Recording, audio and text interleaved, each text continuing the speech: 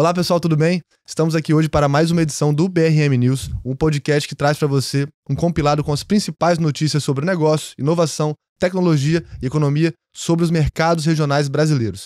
Hoje, segunda-feira, dia 7 de abril, eu sou Lucas Comarella, estou com meu colega aqui, Renan Torres. E aí, Renan, tudo bem? Olá, Lucas. Olá para você que nos escuta. Sejam muito bem-vindos a mais um episódio do nosso podcast. E essa semana, com bastante notícia, uma pauta bem recheada, a gente tem hoje, Lucas, novas pesquisas sobre o perfil de consumo nas onças brasileiras, mais de 100 bilhões de reais em investimentos previstos no Espírito Santo até 2030, novos impactos sobre o tarifaço de Donald Trump e protestos na Avenida Paulista com a presença de Jair Bolsonaro, Lucas. Perfeito. A gente já começa a semana com uma notícia super importante que reforça o protagonismo do Espírito Santo na economia nacional.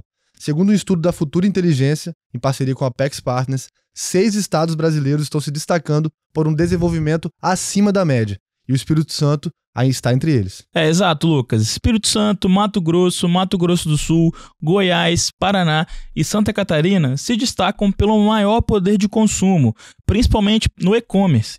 Nesses estados, cerca de 23% das pessoas fazem compras online todo mês, bem acima da média nacional, que é de 18,5%. Não para por aí, né? Esses consumidores também frequentam mais o supermercado, têm mais carros por domicílio e mais de 55% possuem pelo menos um veículo e gastam quase 30% a mais com mobilidade.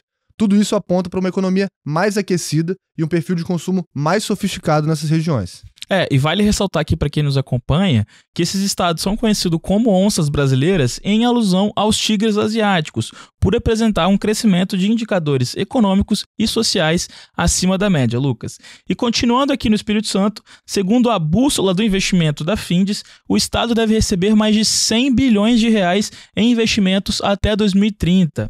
Quase 90% desse total vem da iniciativa privada ou de capital misto. E o destaque é para o setor industrial, que absorve cerca de 75% desses aportes.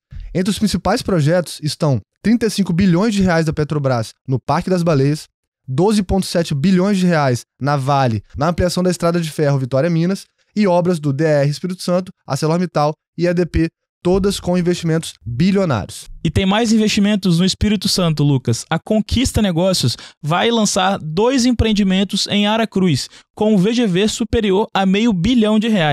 E olha que interessante, Lucas, um desses bairros terá uma unidade do Centro de Ensino Charles Darwin e infraestrutura inspirada em projetos do sul do Brasil. Na infraestrutura pública, o destaque vai para a BR-262. O governo do estado ele quer licitar ainda esse ano a duplicação do trecho entre Viana e Conceição de Castelo com recursos do Acordo de Mariana. O valor total estimado da obra é de 8 bilhões de reais. E saindo agora do Espírito Santo e virando a chave para o cenário internacional, o mercado hoje amanheceu em pânico com a nova rodada de tarifas do presidente Donald Trump. No sábado, entrou em vigor uma taxa universal de 10% sobre todas as importações dos Estados Unidos. E nesta quarta, sobem as tarifas para produtos da União Europeia e da China. E as bolsas asiáticas despencaram e os futuros de Wall Street já projetam perdas. Empresas americanas já perderam trilhões em valor de mercado desde o início dessa ofensiva tarifária. E o petróleo americano caiu abaixo dos $60, patamar que não vimos desde abril de 2021.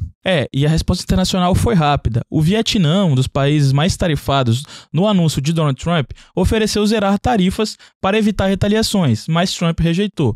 A China, por outro lado, vai taxar todos os produtos americanos em 34% e restringir as exportações de terras raras.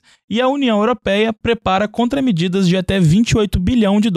O problema é que mesmo com esse protecionismo alegado por Donald Trump, especialistas duvidam que os Estados Unidos consigam repatriar de fato essa produção. Os altos custos e os gargalos de mão de obra ainda são entraves sérios para o país. E claro, o Brasil também sente. Suco de laranja, carne e etanol estão entre os produtos mais afetados pelas tarifas de Trump, segundo a CNA. E num tema fortemente relacionado, aqui no Brasil, a balança comercial deve fechar 2025 com um superávit de $70 bilhões, segundo o governo. Essa é uma queda de 5,4% em relação a 2024, mas ainda assim um número altamente expressivo. O crescimento das importações deve pesar mais do que o das exportações. Perfeito. E atenção para um dado interessante. A inflação dos produtos isentos de tarifa caiu em março, de 2,4% para 0,7%, segundo o FGV e BRE. Apesar disso, os efeitos ainda são incipientes, já que há uma defasagem entre a média tributária e os preços no varejo. E vamos agora para a sessão de política. O destaque é para a resistência da Câmara em relação ao projeto de anistia aos presos do 8 de janeiro. Mesmo com o ato de Jair Bolsonaro, reunindo mais de 100 mil pessoas na Paulista ontem, os líderes não veem clima para um avanço do PL da anistia, Lucas. Aliás, o Datafolha mostrou que 56% dos brasileiros são contra a liberação desses presos. A avaliação interna da Câmara é que o presidente Hugo Mota saiu fortalecido ao resistir a essas pressões populares. E já pensando em 2026, Ronaldo Caiado, que atualmente é pré-candidato à presidência, reafirmou que a direita deve caminhar unida. Ele participou do ato junto com Zema, governador de Minas Gerais, Ratinho Júnior, governador do Paraná, e Tarcísio, governador de São Paulo, todos nomes cotados para a disputa presidencial. E outra frente crítica é a falta de transparência com as chamadas emendas PIX. Mais de 3,8 bilhões de reais não tiveram prestação de contas, segundo a Transparência Brasil. Esse valor representa 86% do total gasto por estados e municípios com esse tipo de verba. E agora, para finalizar, a gente tem aqui a agenda da semana dos episódios do BRM Podcast, não é isso, Renan? Exatamente, Lucas. Uma semana aqui bastante recheada, com muito conteúdo, como de costume, A gente vem trazendo aqui para os nossos ouvintes. E uma atenção especial para o episódio de hoje do Market Lab, comandado aí pelo Disseu Simões, nosso amigo aqui da casa. O Disseu vai receber Ailton Teixeira, professor doutor, economista-chefe da Apex, detalhando a Carta do Economista, que é um documento mensal onde a gente fala mais sobre o cenário macro Brasil e o cenário internacional. Então, obviamente, a gente vai debruçar sobre os temas da reforma tributária e o tarifaço do Donald Trump e o impacto disso nas principais classes de ativo do mercado.